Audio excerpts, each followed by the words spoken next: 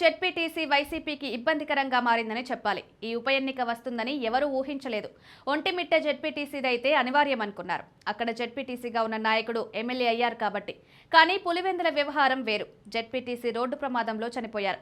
న్యాయంగా అయితే ఆ కుటుంబానికి సానుభూతితో వదిలేయాలి. కానీ వైసీపీ టీడీపీ మధ్యలో ఉప్పు నిప్పులా వ్యవహారం ఉంది. అందుకే ఉప ఎన్నిక తోసుకొచ్చింది.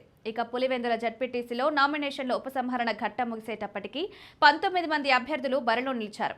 ఇండిపెండెంట్లు కూడా చాలా మంది ఉన్నారు. వారికి గుర్తుకు కేటాయిస్తారు. చిత్రంగా కాంగ్రెస్ కూడా పోటీలో ఉంది. టీడీపీ నుంచి పులివెందుల అసెంబ్లీ నియోజకవర్గ ఇన్ఛార్జ్ బీటెక్ రవి సతీమణి లతారెడ్డి పోటీ చేస్తున్నారు. వైసీపీ నుంచి దివంగత జెడ్పీటీసీ కుమారుడు పోటీలో ఉన్నారు. వివేకానందరెడ్డి హత్య కేసులో నిందితుడు సునీల్ యాదవ్ కూడా నామినేషన్ దాఖలు చేశారు. కాంగ్రెస్ సైతం మా సీటు అని పోటీ పడుతోంది. మొత్తం 10,000 దాకా ఓట్లు ఉన్న పులివెందుల బరిలోకి కాంగ్రెస్ వచ్చి చేరింది. అంతేకాదు వైఎస్ వివేక హత్య కేసు నిందితుడు సునీల్ యాదవ్ పోటీ చేస్తున్నారు. వీరి వల్ల వైసీపీ ఓట్లకు ఎంతో కొంత గండిపడే అవకాశం ఉంది. ఇక ఈ ఎన్నికను ప్రతిష్టంగా కడప ఎంపీ వైఎస్ అవినాష్ రెడ్డి తీసుకుంటున్నారు. దాంతో వైఎస్ వివేక కుటుంబం నుంచి ఎవరైనా వచ్చి వైసీపీకి వ్యతిరేకంగా ప్రచారం చేస్తారా అన్న చర్చ అయితే ఉంది. ఇంకోవైపు చూస్తే పులివెందులలో వైఎస్ వివేక హత్య కేసుని మరోమారు జనంలో పెట్టి రాజకీయంగా వైసీపీని దెబ్బకొట్టాలని ప్రత్యర్థులు పథక రచన చేస్తున్నారంటున్నారు.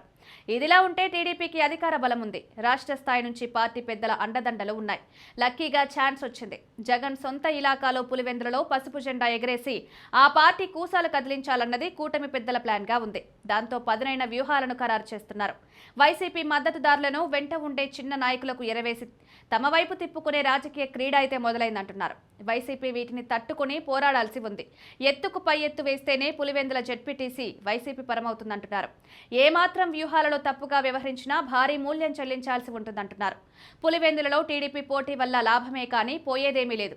ఓటమి చెందితే అది మా సీటు కాదు అని చెప్పుకోవచ్చు. గెలిస్తే రాజకీయ సంచలనానికి తెరతీయవచ్చు. ఏకంగా జగన్ సొంత కోటాని బద్దలు కొట్టామని స్టేట్ మొత్తానికి ఒక ఇంప్రెషన్ ఇవ్వచ్చు. అదే వైసీపీకి అయితే ప్రాణ సంకటమే.